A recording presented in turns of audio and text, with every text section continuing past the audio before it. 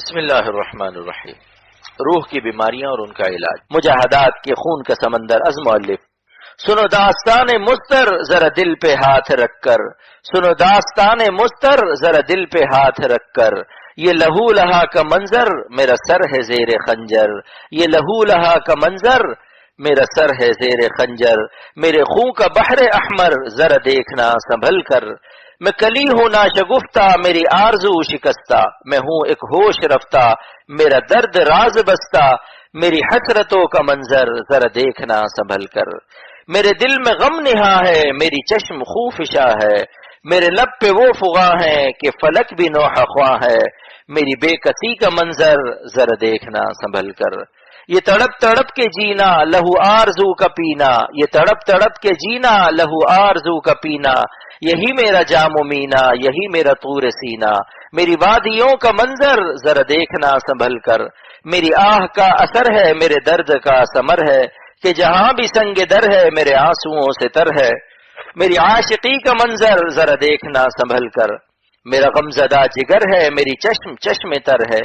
میرا غمزدہ جگر ہے میری چشم چشم تر ہے، میرا بحر خون سے تر ہے میرا بر لہو سے تر ہے، میرے بحر و بر کا منظر ذرا دیکھنا سنبھل کر، وہ جو خالق جہاں ہے وہی میرا رازداں ہے، میرا حال خود زباں ہے میرا عشق بے زباں ہے، کسی بے زباں کا منظر ذرا دیکھنا سنبھل کر، میری فکر لامکاں ہے میرا درد جاویداں ہے، میرا قصہ دل ستاں ہے میری رگ سے خون رواں ہے، میرے خون کا سمندر ذرا دیکھنا سنبھل کر، میرا غم خوشی سے بہتر میرا خار گل سے خوشتر، میرا غم خوشی سے بہتر میرا خار گل سے خوشتر، میری شب قمر سے انور غم دل ہے دل کا رہبر، غم رہنما کا منظر ذرا دیکھنا سنبھل کر، یہ کرم ہے ان کا اختر، یہ کرم ہے ان کا اختر جو پڑا ہے ان کے در پر، کوئی زخم ہے جگر پر کوئی زخم ہے جگر پر، غم شام ہے سحر پر غم شام ہے سحر پر، میری زندگی کا منظر ذرا دیکھنا سنبھل کر۔ نمبر 32، بدنگاہی کرنے والوں کے گردے اور مثانے کمزور ہو جاتے ہیں، مادہ منی رقیق ہو جاتا ہے جس سے پیشاب کے قطروں کی شکایت اور سرعت انزال کی شکایت ہو جاتی ہے، کمر میں درد، اعصاب اور دل و دماغ کمزور ہو جاتے ہیں۔ نمبر 33، بدنگاہی کرنے والوں کی آنکھیں بے رونق اور چہرے پر پھٹکار برستی ہے، کیونکہ بدنگاہی کرنے والے اور ان عورتوں کے بارے میں جو اپنے آپ کو بے پردہ دکھاتی پھرتی ہیں، رسول اکرم صلی اللہ علیہ وسلم نے فرمایا کہ لعنت فرمائے اللہ ناظر پر بھی اور منظور الیہا پر بھی، اور لعنت کا مفہوم خدا کی رحمت سے دوری اور محرومی ہے، پس ایسے چہروں پر کیسی کار برسے گی۔ 34 نمبر، حضرت سیدنا عثمان رضی اللہ عنہ کی مجلس میں ایک شخص بدنگاہی کر کے آیا تھا، آپ نے ارشاد فرمایا کہ کیا حال ہے ایسی قوم کا جن کی آنکھوں سے زنا ٹپکتا ہے۔ معلوم ہوا کہ اہل اللہ کو اپنی بصیرت سے ان کی آنکھوں سے بدنگاہی کی ظلمت کا ادراک اور شعور ہو جاتا ہے۔ نمبر 35، حضرت حکیم الامت مولانا تھانوی رحمۃ اللہ علیہ نے لکھا ہے کہ ایک حسین لڑکا جو صالح اور متقی تھا، اس کو ایک بڑے میاں شہوت کی نظر سے بار بار دیکھتے تھے۔ اس لڑکے کو اپنے قلب کی سلامتی اور نور تقوی کی برکت سے ان کی آنکھوں سے اس بدنگاہی کی ظلمت کا احساس ہو گیا، اور موقع مناسب دیکھ کر عرض کیا کہ بڑے میاں، آپ مجھے جو بار بار دیکھتے ہیں تو میرے قلب میں آپ کے اس عمل سے تاریکی محسوس ہوتی ہے۔ انہوں نے اقرار کیا کہ واقعی ہم گناہگار ہیں اور آپ کو بری نیت سے اور نفس کے تقاضے سے دیکھا کرتے تھے، اب میں توبہ کرتا ہوں کہ آپ کو دیکھنے سے آئندہ اپنی نظر کی احتیاط اور حفاظت رکھوں گا۔ حضرت حکیم الامت تھانوی رحمۃ اللہ علیہ نے فرمایا تھا کہ وہ لڑکا متقی اور ذاکر تھا، ذکر کے نور سے یہ بصیرت اس کو حاصل ہوئی تھی۔ نمبر 36، بدنگاہی کی عادت کے ساتھ کوئی شخص اللہ تعالیٰ کا ولی نہیں ہو سکتا، اور نہ ذکر و طاعت کی حلاوت اسے حاصل ہوگی۔ حضرت حکیم الامت تھانوی رحمۃ اللہ علیہ نے فرمایا کہ بدنگاہی کا یہی عذاب کیا کم ہے کہ ذکر و عبادت کی حلاوت مٹھاس ختم ہو جاتی ہے۔ نمبر 37، بدنگاہی کرنا ایسا ہے کہ دل غیر خدا کو دے دینا ہے، کیونکہ دل سینے سے نہیں چوری ہوتا، آنکھوں کے دروازے سے نکل جاتا ہے۔ اسی سبب سے حضرت سعدی شیرازی رحمۃ اللہ علیہ نے فرمایا ہے کہ خواہی کے بکس دل نہ دہی دیدہ ببند، اگر تو چاہتا ہے کہ دل کسی کو نہ دے تو آنکھیں بند رکھ حسینوں سے، کیونکہ ای دیدہ کے شوق می برد دل بکمن، یہ شوق نظر دل کو سینے سے نکال لیتی ہے، اور دل تو اسی کو دینا چاہیے جس نے دل دیا ہے، اسی لیے اللہ والوں کو اہل دل بھی کہتے ہیں۔ اختر کا ایک شعر ملاحظہ ہو، اہل دل آکس کے حق را دل دہد، اہل دل آکس کے حق را دل دہد، دل دہد اورا کے دل رامی دہد۔ دل دہد اورا کہ دل رامی دہد، اہل دل وہ ہے جو اپنا دل خدا کو دے دے، یعنی دل اس کو دے دے جو دل عطا فرماتا ہے۔ عشق مجاز کا دل جب معشوق فانی لیتا ہے تو اس کو پریشانی شروع ہو جاتی ہے، کیونکہ آب شور پیاس کا علاج نہیں، لہذا بے ساختہ کسی شاعر نے کہا دل گیا رونق حیات گئی، دل گیا رونق حیات گئی۔ مگر اللہ والے جب اپنا دل خدا تعالی پر فدا کرتے ہیں تو اس خالق دل کی طرف سے ان کے دل میں وہ چین اور سکون عطا ہوتا ہے جو بڑے بڑے سلاطین کو خواب میں بھی میسر نہیں ہو سکتا۔ تمام کائنات اس سکون سے بے خبر ہے جو اللہ والوں کی روح کو رب الارواح سے عطا ہوتا ہے۔ جو شکر کا خالق ہے، جو قمر کا خالق ہے، جب وہ کسی کے دل میں اپنا رابطہ عطا فرمائے گا تو سمجھ لیجئے کہ کیسی کچھ مٹھاس اپنے قلب میں پائے گا اور وہ کیسا قمر دل میں پائے گا۔ یہ کون آیا کہ دھیمی پڑ گئی لو شمع محفل کی، یہ کون آیا کہ دھیمی پڑ گئی لو شمع محفل کی، پتنگوں کے عوض اڑنے لگی چنگاریاں دل کی، پتنگوں کے عوض اڑنے لگی چنگاریاں دل کی۔ طریق عشق میں دیکھیے کوئی جولانیاں دل کی، طریق عشق میں دیکھے کوئی جولانیاں دل کی، کہ دم میں دونوں عالم سے گزر کر پہلی منزل کی، کہ دم میں دونوں عالم سے گزر کر پہلی منزل کی۔ پس اللہ والوں کو انعام ملتا ہے اور ان کی رونق حیات اور بڑھ جاتی ہے، زندگی میں حقیقی زندگی عطا ہو جاتی ہے، کیونکہ جسم تو قائم ہے جان سے اور خود جان اپنے اندر جان پا جاتی ہے جب اپنے خالق سے رابطہ اور قرب کی دولت پا جاتی ہے، ورنہ خدا سے دوری میں جان خود بے جان ہوتی ہے، پھر ایسی بے جان جان سے جسم کی کیا رونق اور اس کو کیا سکون مل سکتا ہے۔ قرآن میں اسی نعمت کا اعلان ہے کہ الا بذکر اللہ تطمئن القلوب، خبردار ہو جاؤ، خوب غور سے سن لو کہ دلوں کو اللہ تعالی ہی کی یاد سے اطمینان ملتا ہے، اور جن کو ذکر کرنے کی ابھی توفیق نہیں وہ آزمانے کے لیے اللہ والوں کے پاس ذرا بیٹھ کر دیکھے تو معلوم ہوگا کہ سکون کے ایئر کنڈیشن روم میں بیٹھ گئے ہیں۔ انشاءاللہ تعالی ان کا دل فیصلہ کرے گا، بشرطے کہ معاند بن کر نہ جائیں، قلب کے آئینے کو صاف کر کے جائیں، حسن ظن نہ ہو تو بدگمانی بھی نہ ہو، دل کو بالکل خالی کر کے کچھ دیر ان کی باتیں سنیں۔ جیسے مجنوں کو لیلا کی قبر سے لیلا کی خوشبو آتی تھی، اسی طرح ان اللہ والوں کے ابدان اور اجسام سے مولا کی خوشبو محسوس ہوگی، کیونکہ عطر کی شیشی سے بھی عطر کی خوشبو آتی ہے، جس شیشی میں قیمتی عطر ہوتا ہے اس شیشی کی بھی حفاظت اور قدر و منزلت کی جاتی ہے۔ انبیاء اور اولیاء کے اجسام کا احترام اور توقیر اس سبب سے معمور بھی ہے کہ ان کی ارواح میں مولا کریم رب العرش العظیم کے قرب و رابطے کا موتی چھپا ہوتا ہے۔ نمبر 38، چھوٹے بچے کو ماں کے علاوہ کوئی چھین لے جاوے تو بے چین رہے گا، اور اگر غیر سے چھین کر ماں کی گود میں کوئی بیٹھا دے تو کس قدر اس کو سکون ملے گا۔ تو اسی طرح دل کا بھی یہی حال ہے کہ جب آنکھوں کے دروازے سے بدنگاہی سے شیطان دل کو اغوا کر کے ڈاکہ مار کے کسی غیر اللہ کے عشق میں مبتلا کر دیتا ہے تو بے چین رہتا ہے، نیند حرام ہو جاتی ہے۔ بعض لوگوں نے شدت صدمہ و الم سے خودکشی کر لی اور حرام موت کی سزا الگ خرید لی۔ اب تو گھبرا کے یہ کہتے ہیں کہ مر جائیں گے، اب تو گھبرا کے یہ کہتے ہیں کہ مر جائیں گے، مر کے بھی چین نہ پایا تو کدھر جائیں گے، مر کے بھی چین نہ پایا تو کدھر جائیں گے۔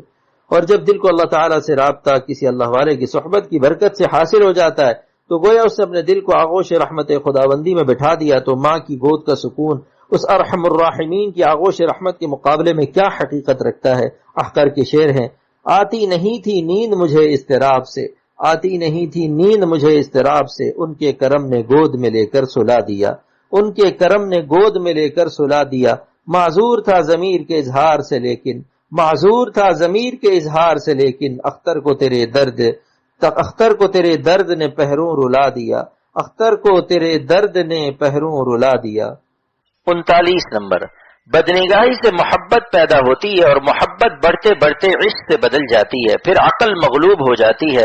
اور بے عقلی سے اپنے دل کے تقاضے مجرمانہ راستوں سے پورے کرنے لگتا ہے، حتیٰ کہ پھر رسوائی، ذلت، پٹائی، جیل کی سزا اور قتل و پھانسی تک نوبت پہنچ جاتی ہے کہ جب کلمہ پڑھایا جاتا ہے تو دل میں جس مردار کی محبت گھسی ہوتی ہے اسی کا نام نکل جاتا ہے، اور اس طرح خاتمہ بھی خراب ہو جاتا ہے اور دنیا اور آخرت دونوں تباہ ہو جاتے ہیں۔ ایسے واقعات حضرت حکیم الامت مولانا تھانوی رحمۃ اللہ علیہ نے بیان فرمائے ہیں جو کتابوں میں موجود ہیں۔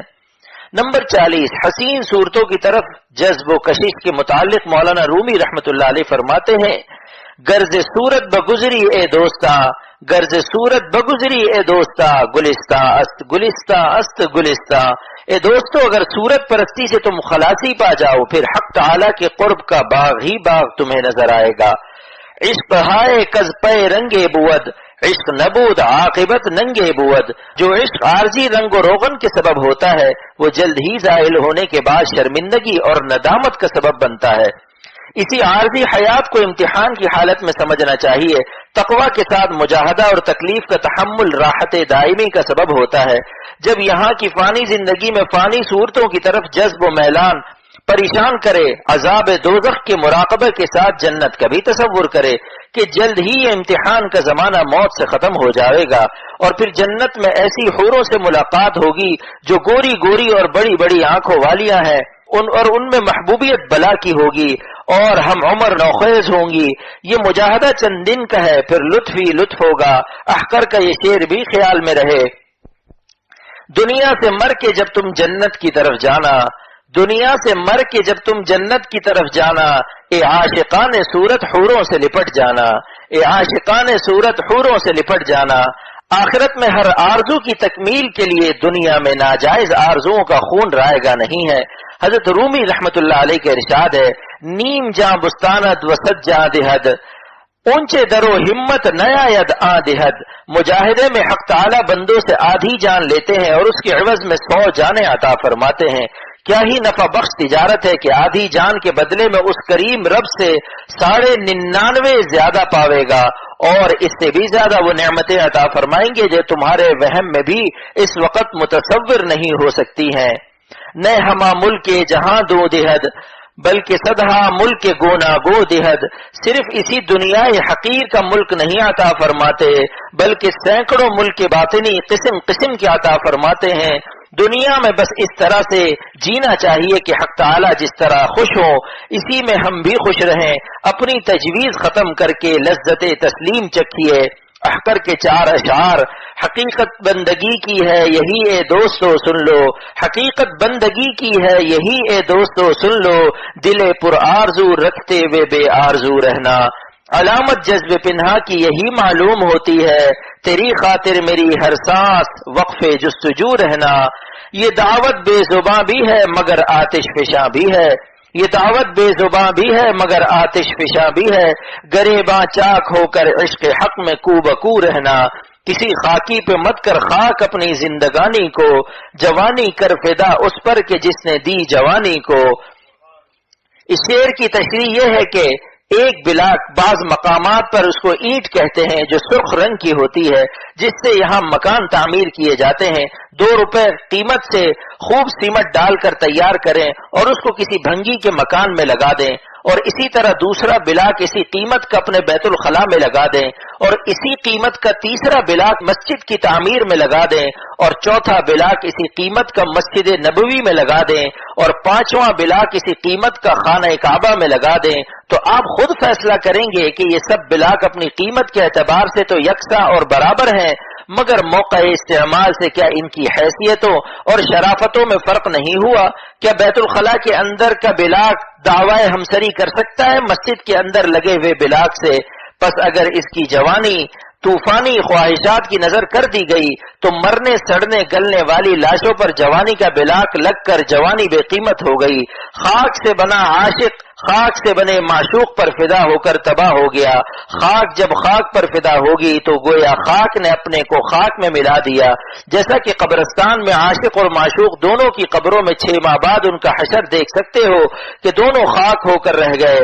برعکس اس کے اگر جوانی کو حق تعالی کی عبادت میں صرف کیا اور ان کی رضا کے تابع کر دیا تو گویا جوانی کے بلاک کو رضا الہی کے محل میں لگا دیا، پھر یہ جوانی کس قدر قیمتی ہوگی۔ حق تعالی کی اس توفیق پر وہ جوانی جس قدر بھی شکر کرے حق ادا نہیں ہو سکتا، اور قیامت کے دن اس جوان کو عرش کا سایہ عطا ہوگا اور کیسے کیسے انعامات سے نوازا جائے گا۔ پس خون ارما کا غم نہ کرے بلکہ شکر کرے اور بزبان حال کہے، سرے دوستاں سلامت کے تو خنجر آزمائی، سرے دوستاں سلامت کے تو خنجر آزمائی۔ خلاصہ رسالہ یہ ہے کہ بدنگاہی اور عشق مجازی عذاب الہی ہے، دنیا اور آخرت دونوں کی۔ جسے تباہی منظور ہو وہی اس بیماری کے علاج سے غفلت کرتا ہے۔ ایسے مریضوں کو چاہیے کہ فوراً کسی روحانی معالج یعنی اللہ والے شیخ کامل سے اپنا حال بتا کر علاج شروع کر دے، اور ہرگز یہ خیال نہ کرے کہ اللہ والے ایسے برے حالات سن کر حقیر سمجھیں گے یا نفرت کریں گے، بلکہ یہ حضرات ایسے بیماروں پر نہایت درجہ شفقت و مہربانی کرتے ہیں اور اس خدمت کو اپنی خوش قسمتی اور حصول رضائے الہی کا ذریعہ سمجھتے ہیں، اور ان حالات کو امانت سمجھ کر کسی مخلوق پر ظاہر بھی نہیں کرتے۔ ماں باپ سے بھی زیادہ رحمت و شفقت اور مہربانی اگر دیکھنا ہو تو اللہ والوں کی صحبت میں مشاہدہ کرے۔ انشاءاللہ تعالی اللہ والوں کے پاس آنے جانے کے اہتمام کو اور ان کے مشورے پر عمل کو اس شدید بیماری اور ناسور کہنا سے شفائے کاملہ کے لیے اکثیر اور مجرب پائیں گے۔ الحمدللہ کہ یہ باب عشق مجازی و بدنگاہی ما علاج آج ختم ہوا۔ حق تعالی اپنی رحمت سے قبول فرمائے اور نافع فرمائے، آمین۔